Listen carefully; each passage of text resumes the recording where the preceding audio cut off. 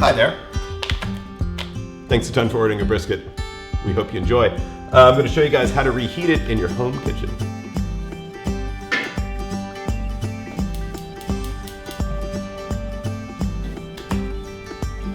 Alrighty, so for this brisket, I'm going to show you guys how to reheat it on the stovetop. So you want to start off with a stock pot, about 20 quarts, maybe a little bit smaller, 18 might be fine.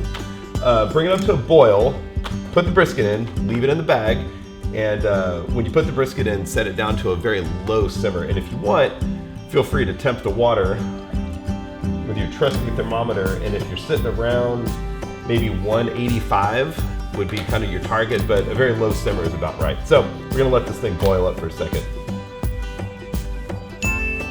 Well, it's boiling. All we gotta do now is drop it right in. Be careful, be careful. Then we'll lower the heat to a very low simmer. And then really in a perfect world, this water should be about 185-ish. Alas, we continue to wait.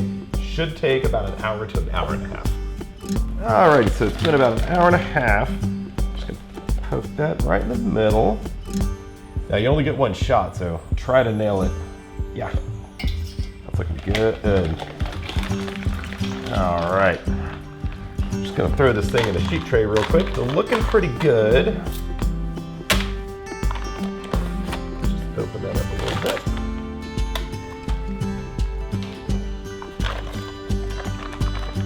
Sure, I don't want to make a bunch of a mess here.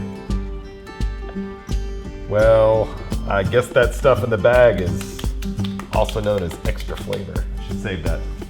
Real quick, so just the basic anatomy of a brisket. This is what's called the flat, and then this is the point. So when you're down in Texas and you hear somebody say, oh, I want the lean or I want the fatty, this is the fatty. So this is kind of like the ribeye section of the brisket, and this is more like the sirloin section. So it's a little leaner. Both have interesting textures. There's a band of fat that goes in between. So starting off, I'm gonna do the end cut. This is kind of my favorite piece right here. I hold my hand, and really you want to do long, light knife strokes if you have one of these knives. Right there. You can always inspect your handiwork. Looking pretty good. Got some juice coming out. The fat looks nice. It's got a good texture. That's kind of what you're looking for, is where the texture just barely pulls apart. Go ahead and set that aside right there, just for later. So now, if we look at the overhead of this, say I got a knife right here, and then what I'm gonna end up doing is I'm gonna slice going this way, and I wanna stop right about here. So make an imaginary line right about here. At that time, we're gonna take this fatty part off, the point if you will, cut it in half and slice from the inside out and put it all back together. So right here, think about kind of connect the dots. If you just go all the way across, you're gonna end up with a bunch of weird slices back up in here. So what you wanna do is they'll be a little bit thinner here and a little bit thicker going around here. You're just gonna gradually connect the dots and fan out like that. You know, the thickness of the slices are probably like a number 2 pencil. So it's got little pencil, big kindergarten pencil over here. So we'll start off. Oh, it's always nice when you can hear the bark on the knife. So right here, I'm gonna start to fan out a little bit. Notice that they're pretty thin slices.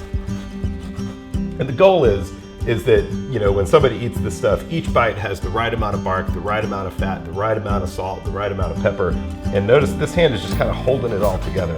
This is a really, really tender piece of meat that was cooked for a long time, chilled, bagged, reheated, the whole time being so careful to not do any damage, not overcook it in the oven. I think I'm gonna stop right there. So right there we got, just for fun, let's just see what it's looking like. Yep, it's pretty moist. It's cooked well, fat's hanging out. Ooh. Put that back. So right here, there's a little piece of fat on the bottom side. If you want to cut that out, go for it. Or you can leave it, it's up to you.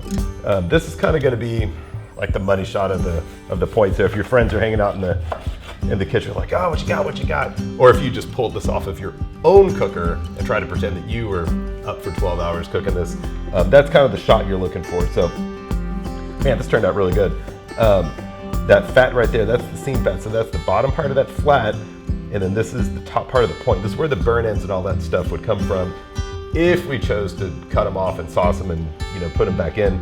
But man, I couldn't be happier about this.